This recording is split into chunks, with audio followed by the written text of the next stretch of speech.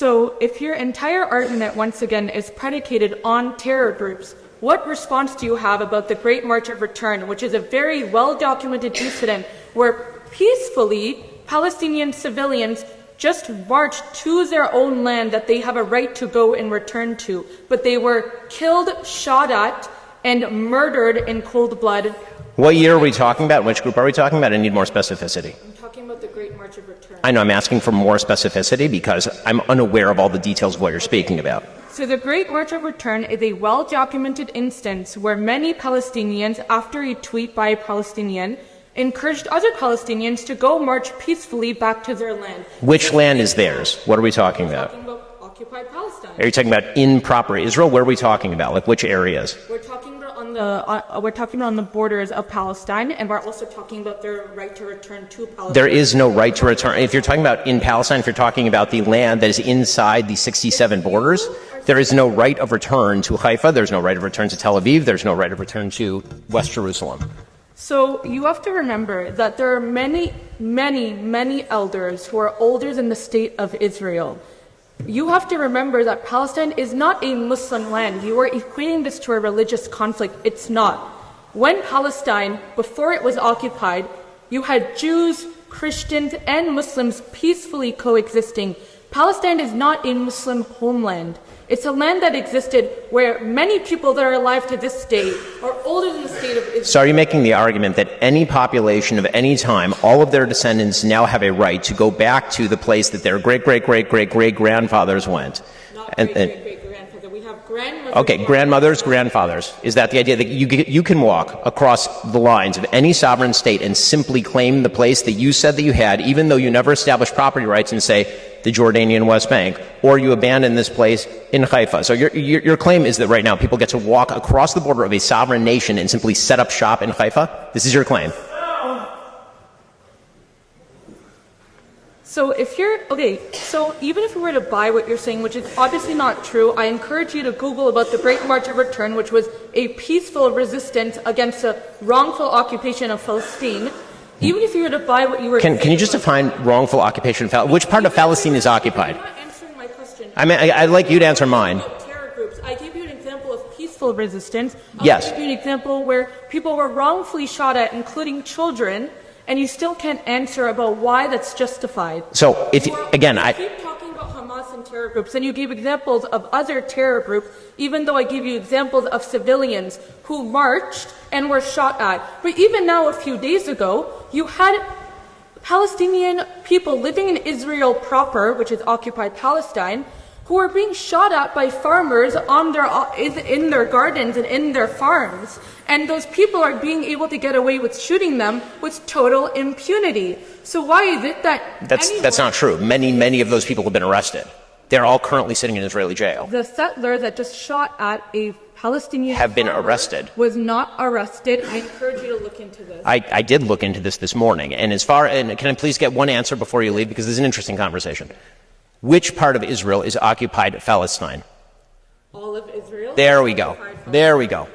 So what you're calling for is the obliteration of the state of Israel, and all of this is just a cover for that. I appreciate your time.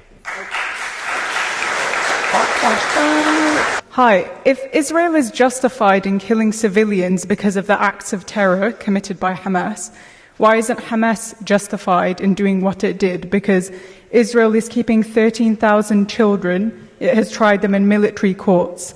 Since the establishment of Israel, 55,000 Palestinian homes have been bulldozed. So why isn't Hamas justified in doing what it did if we use your logic? So I'm going to answer your question, then I'm going to ask you a question if you don't mind. Is that all right? So so my answer is that Israel would not be justified in killing Palestinian civilians because of the actions of terrorists. Israel would be justified in attempting to kill terrorists, and civilian casualties are a cost of war. That is just a reality of life. During World War II, there were 70,000 Brits who died during the Blitz bombing, and there were 2 million Germans who died, civilians who died during World War II. And I don't see a lot of monuments in Britain because of the 2 million civilians who died in Germany. The costs of war are brutal. They are terrible. They're horrifying. There's a vast difference in moral scope between deliberately going into a civilian area and murdering everyone you can find and trying to kill a terrorist who is deliberately hiding beneath a civilian area, hiding their rockets in civilian areas, starving their own people. There is a vast difference. Okay, so now I get to ask my question, if you don't mind. So my question is, do you believe that there is a moral difference between Hamas going into, for example, Kfar Aza and murdering entire families, and Israel attempting to target terrorists and accidentally hitting civilians? Israel is effectively doing the same because Gaza is the most densely populated region in the world. There are 15,000 people per square mile. So does Hamas get immunity because they're there? So Hamas gets immunity. So Israel has killed 3,500 children in the past 3 weeks. That's more children. That's more children than have died in conflicts around the world in each of the last 4 years. So just to be clear, your logic is that if you're a terrorist group located in a densely populated community and you hide behind civilians, you are now immune. Where are the children meant to go? So you're immune. Okay. That's a violation of the Geneva Conventions, but okay.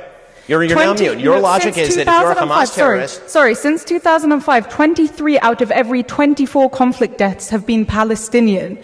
I don't see any moral equivalency there. It's clearly unjust what the IDF has been doing to the Palestinians because there's a vast disparity between the number of Palestinians being killed and the number of Israelis. I mean, I would certainly hope that Israel is killing more Hamas members. This isn't a conflict. This isn't a conflict. This is one-sided ethnic cleansing. So, again, I'm just asking you, if based on the numbers, more Germans died than Brits in World War II, did that mean that the British were wrong in World War II? Because they did. Many more Germans died than Brits. Based on the numbers, does that mean that Britain was wrong in World War II? Britain wasn't bombing civilians.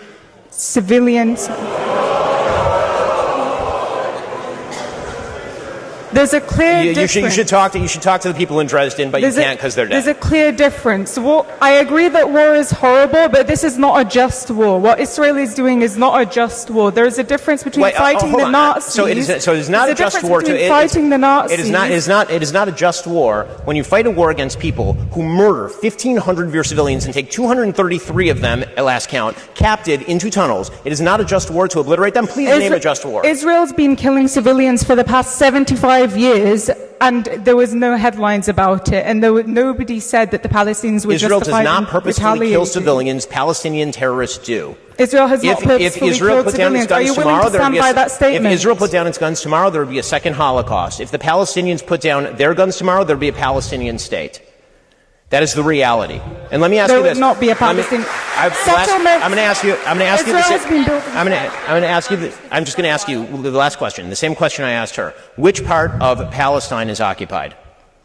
The entirety of Palestine. But there we go. I'm not Thank you calling once for again. the destruction of Jews. I appreciate you expressing your full genocidal intent for the Jewish people living between the river. Why is it genocidal to call for a state that is not apartheid? You can have a state where all citizens have equal rights, Jews and Muslims. I'm sure that's going to go amazingly. That's not genocidal. Under the same people who are governing the Gaza Strip, where currently zero Jews live. In the interest of time, can we move on to the next question, please?